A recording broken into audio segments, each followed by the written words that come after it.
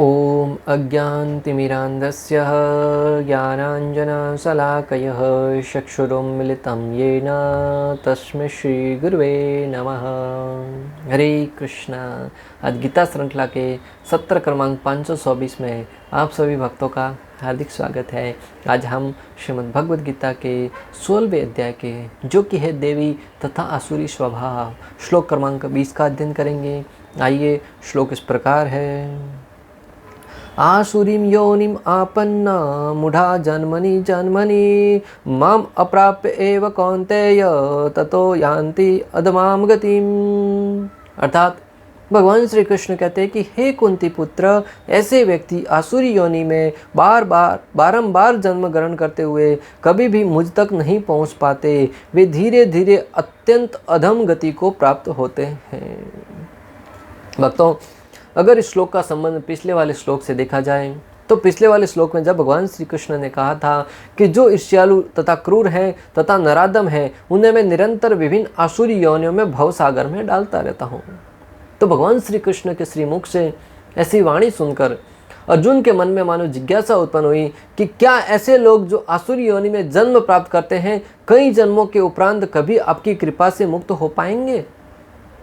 अर्जुन है वो कितने दयालु था, कितना महान भक्त था, जो असुरों के ऊपर भी करुणा करते हुए कहते हैं कि क्या ऐसे लोग जो असुर प्रवृत्ति में लगे हुए हैं आपकी कृपा के कभी पात्र बन पाएंगे या बार बार असुर योनि में ही जलते जाएंगे। तो भगवान श्री कृष्ण कह रहे हैं कि ऐसे व्यक्ति असुर योनि में बार बार जन्म ग्रहण करते हुए कभी भी मुझ तक नहीं पहुंच पाते। वे धीरे धीरे अत्यंत अधम गति को प्राप्त होते हैं। वे धीरे धीरे अधम गति को प्राप्त होते हैं। परंतु आचार्यगण और भी कृपालु हैं। आचार्यगण विशेष बलदेव विद्याभूषण जी टीका करते हुए कहते हैं कि ऐसे मूर्ख असुर योनि में जन्म प्राप्त करके मुझ प्राप्त नहीं कर पाते।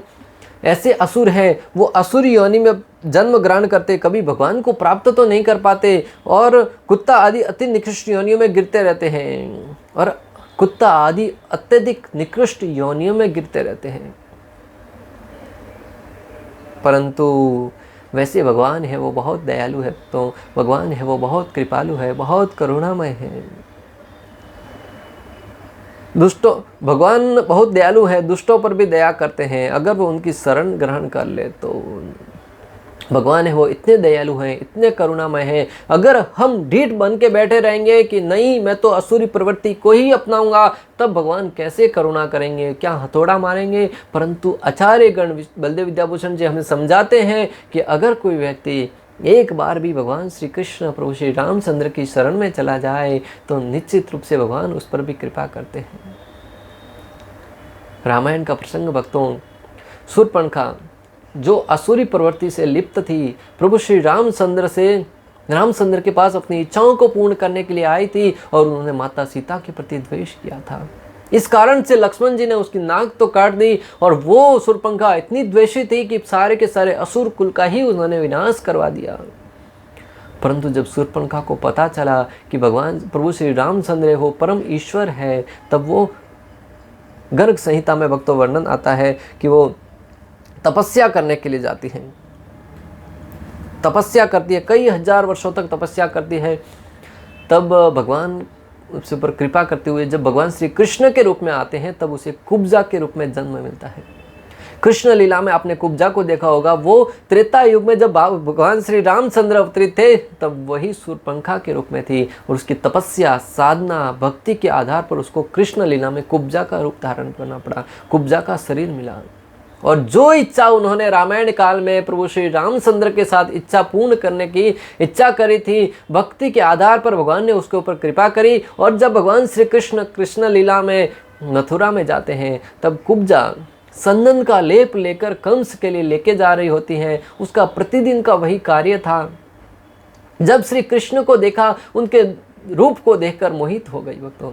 जिस प्रकार शूर्पणखा प्रभु श्री रामचंद्र को देखकर मोहित हुई थी, उसी भांति कुब्जा भगवान श्री कृष्ण को देखकर मोहित हो गई। जब प्रभु श्री रामचंद्र के रूप में आए थे तब वो मर्यादा पुरुषोत्तम थे, किसी अन्य स्त्री को स्वीकार नहीं कर पाते। परंतु जब श्री कृष्ण के रूप में आए तब वो लीला पुरुषोत्तम के रूप में आए। उन्होंने अनेक लीलाएं करी। उन्होंने कुब्जा से उस चंदन के लेप को स्वीकार किया।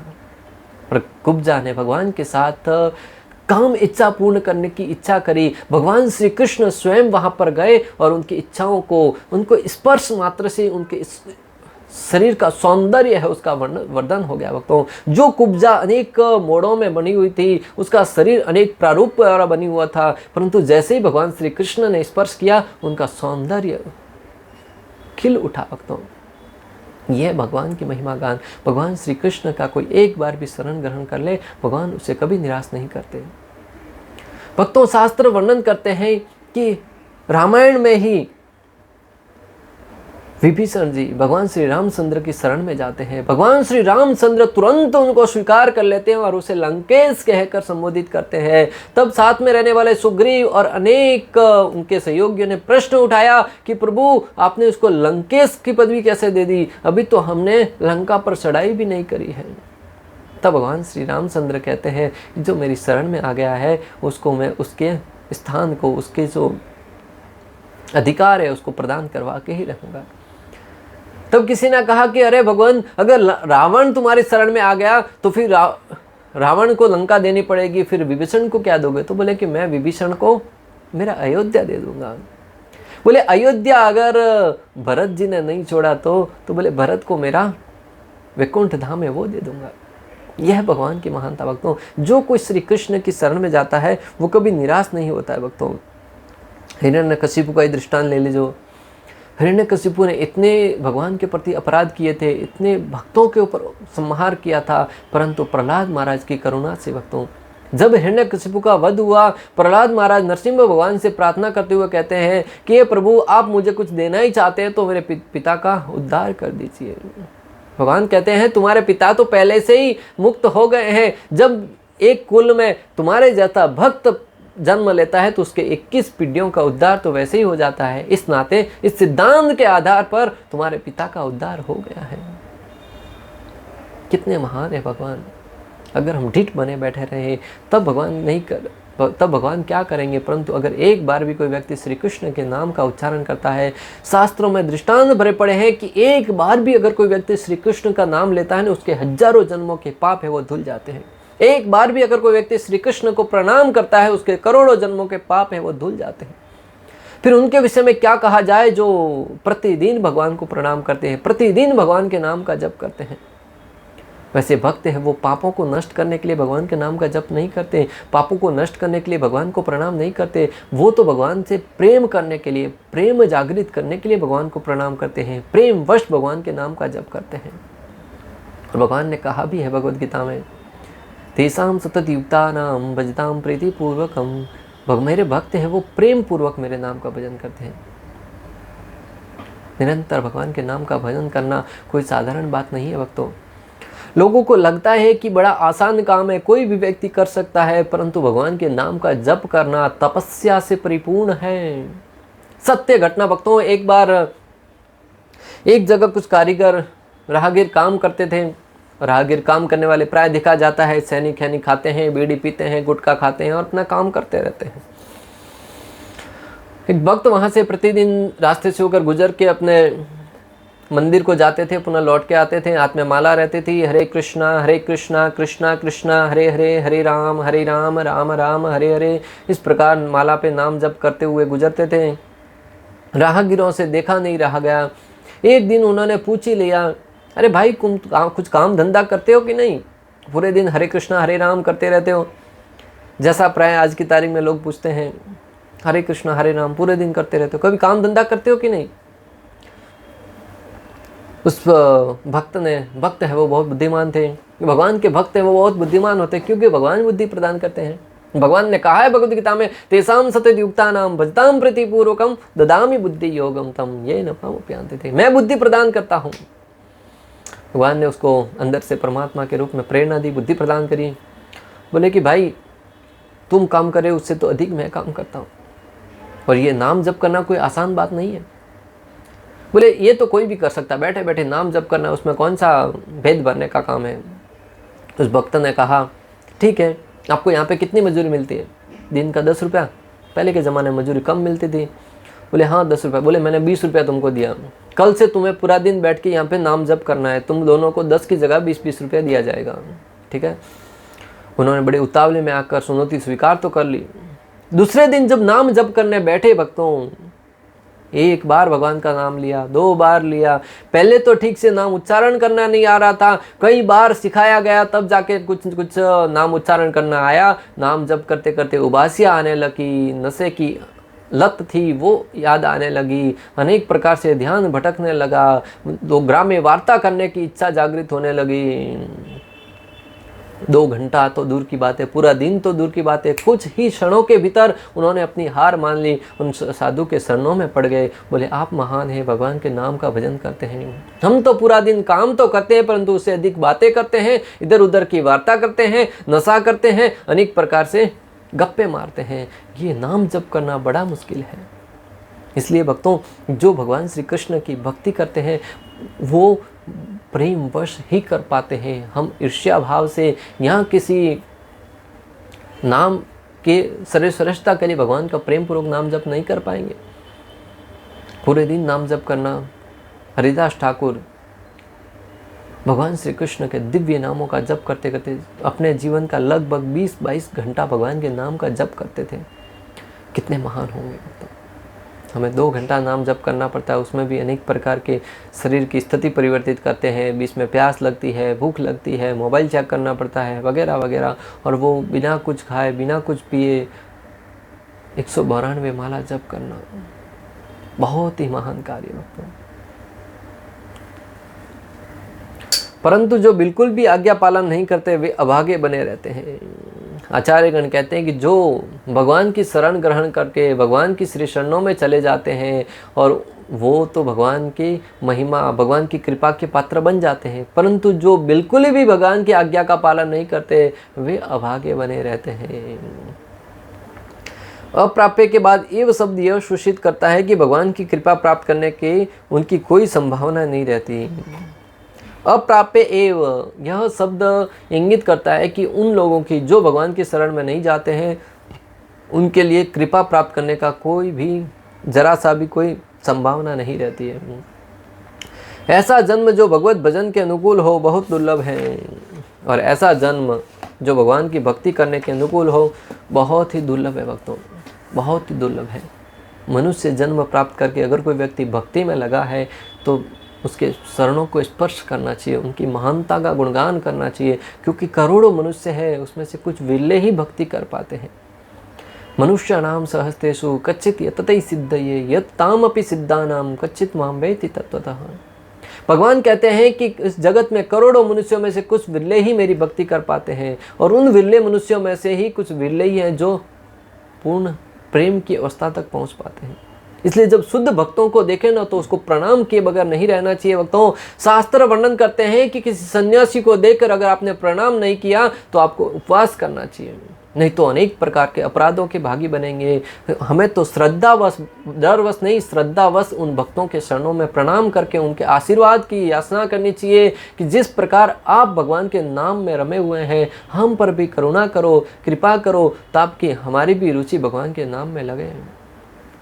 हनुमान जी के मंदिर में जाए तब विशेष रूप से भक्तों हनुमान जी से प्रार्थना करनी चाहिए, हे भगवान, जिस प्रकार आप प्रभु श्री रामचंद्र के नाम में रमे हुए हैं हम पर भी करुणा करो, कृपा करो। आपके जो नाम जप करने का जो रुचि है उसका कुछ हिस्सा तो हमें प्राप्त हो और हम प्रभु श्री रामचंद्र के नाम में आनंद ढूंढ पाए। हम जाते हैं हनुमान जी के मंदिर में भागे भागे, धनम देई, पुत्रम देई, ये देई, फलाना देई, गाड़ी देई, वो देई। अरे हनुमान जी स्वयं जो अखंड ब्रह्मचारी हैं वो आपको क्या पत्नी प्रदान करेंगे, क्या धन धान्य से परिपूर्ण करेंगे। हाँ, देने को तो सब कुछ दे देंगे, परंतु जो वस्तु हम मांगना चाहिए उससे वंचित रह जाएंगे। जो उन्होंने आनंद जीवन में प्राप्त किया है उससे हम वंचित रह जाएंगे। भक्तों, हनुमान जी ने अपने आदर्श द्वारा सिखाया है कि प्रभु के नाम में जो आनंद है, प्रभु श्री रामचंद्र का नाम जिसमें है वही वस्तु कीमती है, बाकी सारी की सारी वस्तु है वो नगण्य है, पत्थर के टुकड़े की भांति हैं। और हम उसी पत्थर के टुकड़ों को, उसी कागज के पत्तों को एकत्रित करने के लिए हनुमान जी से प्रार्थना करते हैं, और जो वास्तविक धन है, राम नाम रूपी धन, उसकी तरफ जरा सा भी ध्यान नहीं देते हैं। भक्तों, जरा सा विचार कीजिए कि हम कहाँ जाकर क्या वस्तु मांग रहे हैं। भौतिक वस्तु तो थोड़ी सी मेहनत से भी प्राप्त हो जाएगी, परंतु जो आध्यात्मिक धन है, राम नाम रूपी धन है, वो हमें नहीं प्राप्त होगा। इसलिए आचार्यों के पास, महान भक्तों के पास, भगवान के पार्षदों के पास जाए तो उनसे भगवान के नाम में प्रेम रुचि के विषय में हमें याचना करनी चाहिए। छांदोग्य उपनिषद 5.10.7 में वर्णन आता है, अथ कपुय्य शरणा अभ्यासो ह्यतते कपुयाम योनिम अपपद्य रना स्वयोनि वाम सुकर योनि वा सांडाल योनि वा। अर्थात जो बुरे आचरण करने वाले होते हैं उन्हें कुत्ते, सुअर और सांडाल आदि का निम्न जन्म प्राप्त होता है। जो भगवत गीता में भगवान ने कहा है उसकी पुष्टि छांदोग्य उपनिषद में हुई है कि जो व्यक्ति बुरे कर्म करने वाला होता है, जो बुरा आचरण करने वाला होता है, उसे कुत्ते, सुअर और सांडाल के निम्न योनि में जन्म मिलता है। परंतु आप में तो सत्य संकल्पता का गुण है, इसलिए यदि आप चाहे तो इतना अयोग्य होते हुए भी उन्हें योग्य बना सकते हैं। मान लीजिए यहाँ पे प्रश्न उठे कि हे भगवान, आपके अंदर तो सत्य संकल्पता का गुण है कि आप कोई भी कार्य करना चाहे तो वो पूर्ण हो जाता है, तो इतना अयोग्य होते हुए भी व्यक्ति को आप चाहे तो उसको योग्यता प्रदान कर सकते हैं। तो भगवान आचार्यगण समझाते हैं कि भगवान के लिए कुछ भी संभव है, भगवान के लिए कुछ भी संभव है और वे ऐसा कर भी सकते हैं। भगवान के लिए कोई भी कार्य करना संभव है और वो ऐसा कर भी सकते हैं, परंतु फिर भी उनमें ऐसा करने की इच्छा नहीं आती, क्योंकि ऐसा करने का उनके लिए कोई अच्छा कारण नहीं है। हालांकि भगवान चाहे तो कर सकते हैं, परंतु वो ऐसा करने की उनके अंदर कोई इच्छा नहीं आती, क्योंकि ऐसा करने का कोई विशेष कारण नहीं है। क्योंकि असुर योनि वाले हैं, उनके ऊपर करुणा कर भी दी जाए तब भी वे उनके उसी के अनुरूप बने रहेंगे, जब तक ठोकरें खा खा कर उनका दिमाग ठिकाने पर नहीं आएगा और भगवान की तरफ आशा भरी निगाहों से नहीं देखेंगे, भगवान के नाम का जप नहीं करेंगे, तब तक उनकी बुद्धि ठिकाने नहीं आएगी। इसलिए भगवान पर विषमता का आरोप नहीं किया जा सकता। जो असुर शास्त्र को स्वीकार नहीं करते वे नरक के नित्य निवासी बनते हैं, ऐसा यहाँ दर्शाया गया है। इसलिए भगवान का पर विषमता का हम आरोप नहीं लगा सकते कि भगवान है वो पक्षपात करते हैं। भगवान अपने अपने कर्मों के आधार पर ही हमें फल देते हैं, और जो ऐसे असुरगण हैं उनको नित्य नरक में ही वास मिलता है, जहाँ पर वो अनेक प्रकार के दुखों को, कष्टों को भोगते हैं। परंतु किसी विशेष परिस्थिति में कुछ लोग असुर बन जाते हैं या ऐसा राजा बन जाते हैं जो असुरों के अनुगामी होते हैं, और यह किसी श्राप के कारण होता है। ऐसा भी दिखा गया है कई बार, कुछ विशेष श्राप के कारण ऐसे असुर बन जाते हैं या कोई राजा बन जाते हैं। ऐसा कोई श्राप के कारण होता है जो विशेष परिस्थिति में घटित होता है। यद्यपि बाह्य दृष्टि से वे भगवत स्वरूप यथा वामन, नरसिंह और वराह आदि के विरोधी होते हैं और भगवान को अपना शत्रु मानते हैं, परंतु आंतरिक रूप से वे वैदिक पद के अनुगामी होते हैं और भगवान को परम ईश्वर मानते हैं, जो सभी के नियामक हैं, काल के भी नियंता और भौतिक दृष्टि के भी परे हैं। हालांकि कई बार ऐसे लोगों को दर्शाया जाता है जो असुर प्रवृत्ति के हैं, वो किसी कारणवश या किसी श्रापवश या किसी भगवान की लीला में सहायता करने के लिए भगवान श्री नरसिंहदेव, वामन या वराह के, भगवान श्री कृष्ण, प्रभु श्री रामचंद्र के विरोधी दिखाए जा सकते हैं, परंतु वो तत्व से देखा जाए तो भगवान के भक्ति हैं। रावण, कंस, हिरण्यकशिपु, ये सब भगवान के पार्षद हैं, भगवान के द्वारपाल हैं, जय और विजय, जिनको सतुष कुमारों का श्राप लगा और उनको प्रथम जन्म हिरण्यक्ष और हिरण्यकशिपु के रूप में लेना पड़ा, दूसरा रावण और कुंभकर्ण के रूप में, तीसरा कंस और शिशुपाल के रूप में। एक प्रथम दृष्टिकोण में हमें दिखता है कि ये असुर प्रवृत्ति के हैं, परंतु विशेष रूप से देखा जाए तो वो भगवान श्री कृष्ण की लीला में सहभागिता करने के लिए यहाँ पे आए थे, और ये लीला पूर्ण होने के बाद पुनः भगवान के साथ उनकी लीला में सम्मिलित हो जाते हैं। वामन देव और अन्य अवतारों के द्वारा परास्त होकर अनंतो गत्वा वे असुरी शरीरों को त्याग देते हैं, और जो भगवान श्री कृष्ण के द्वारा मारे जाते हैं वे मुक्त हो जाते हैं। कंस, शिशुपाल, हिरण्याक्ष, हिरण्यकशिपु, रावण आदि ऐसे व्यक्ति वेद के विरोधी नहीं होते हैं। वृत्तासुर वो भगवान की लीला में सहायता करने के लिए आते हैं, और जब भगवान के द्वारा उनका वध हो जाता है तो पुनः अपने वास्तविक गंतव्य को प्राप्त कर लेते हैं। ऐसे दृष्टांतों की हमने विशेष चर्चा करी। कई बार कुछ श्राप के वश भी आते हैं, जैसे जो वेद के विरोधी नहीं होते, जैसे वृत्तासुर हैं। वृत्तासुर को माता पार्वती ने श्राप दिया था, इसी कारण वो असुर बन गए थे, परंतु उनके अंदर भावना थी, वो भी भक्त की थी, इंद्रदेव के साथ युद्ध करते करते उन्होंने इंद्रदेव को ज्ञान दे रहे थे, भगवान की महानता के विषय में बोध करवा रहे थे कि तुम्हारे अंदर इतनी शक्ति है, भगवान की शक्ति तुम्हारे साथ है, तुम वध करो मेरा। जो इंद्र वृत्तासुर के सामने हताश निराश हो गया था, उसकी शक्ति के सामने धराशायी हो गया था, उस इंद्र को भी वृत्तासुर शक्ति का बोध करवाते हैं और स्वयं उसको वज्र चलाने के लिए प्रेरित करते हैं और अपने आप का सर्वनाश करवा देते हैं। ये भगवान की महानता है, भगवान के भक्तों की महानता है। भक्तों, यह विख्यात है कि ईश्वर अत्यंत दयालु है, लेकिन यहाँ पर हम देखते हैं कि वे असुरों पर कभी भी दया नहीं करते हैं। हम देखते हैं कि भगवान है वो अत्यंत दयालु है, परंतु असुरों पर कभी दया नहीं करते हैं। यहाँ स्पष्ट कहा गया है कि असुरी लोगों को जन्म जन्मांतर तक उनके समान असुरों के गर्भ में रखा जाता है और ईश्वर की कृपा प्राप्त न होने तक उनका अधःपतन होता रहता है, जिससे अंत में उन्हें कुत्ते, बिल्लियों तथा शुकरों जैसा शरीर मिलता है। यहाँ यह स्पष्ट किया गया है कि ऐसे असुर जीवन की किसी भी अवस्था में ईश्वर की कृपा के भाजन नहीं बन पाते हैं। वेदों में भी कहा गया है कि ऐसे व्यक्ति अधःपतन को होने पर कुकुर शुकुर बनते हैं। इस प्रसंग में यह तर्क दिया जा सकता है कि यदि ईश्वर ऐसे असुरों पर कृपालु नहीं है तो उन्हें सर्व कृपालु क्यों कहा जाता है। इस प्रश्न के उत्तर में कहा जा सकता है कि वेदांत सूत्र से पता चलता है कि परमेश्वर किसी से घृणा नहीं करते हैं। असुरों को निम्नतम अधम योनि में रखना उनकी कृपा की अन्य विशेषता है। कभी कभी परमेश्वर असुरों का वध करते हैं, लेकिन यह वध भी उनके लिए ही कल्याणकारी होता है, क्योंकि वैदिक साहित्य से पता चलता है कि जिस किसी का वध परमेश्वर द्वारा होता है उसको मुक्ति मिल जाती है।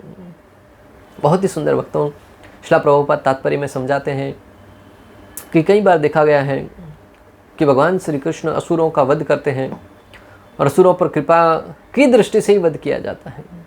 जब हम तत्व से देखा जाए तो शास्त्रों में वर्णन आता है कि जब भगवान के हाथ से किसी का वध हो जाए तो वो उसको मुक्ति मिल जाती है। और इसी उद्देश्य को ध्यान में रखते हुए मामा मारी इस कंस के सामने कहता है कि तुम्हारे हाथों मरने से तो अच्छा है प्रभु श्री रामचंद्र के हाथों मर जाऊं, जिससे मुझे मुक्ति तो मिलेगी। तो उसी बात ही भगवान श्री रामचंद्र की उपस्थिति में जो भगवान के चेहरे को देखते देखते मृत्यु को प्राप्त होता है, उन सबको मुक्ति मिलती है। इसलिए तो जो लंका कांड है उसको उस पेड़ का फल कहा गया है कि जिसने भी प्रभु श्री रामचंद्र की उपस्थिति में वहाँ पे शरीर को त्यागा, वो सारे के सारे स्वर्ग लोक को या उनके सर्वश्रेष्ठ लोकों को प्राप्त किया। इतिहास में ऐसे असुरों के अनेक उदाहरण प्राप्त हैं, यथा रावण, कंस, हिरण्यकशिपु, जिन्हें मारने के लिए भगवान ने विविध अवतार धारण किए। अतएव असुरों पर ईश्वर की कृपा तभी होती है जब वे इतने भाग्यशाली होते हैं कि ईश्वर उनका वध करे।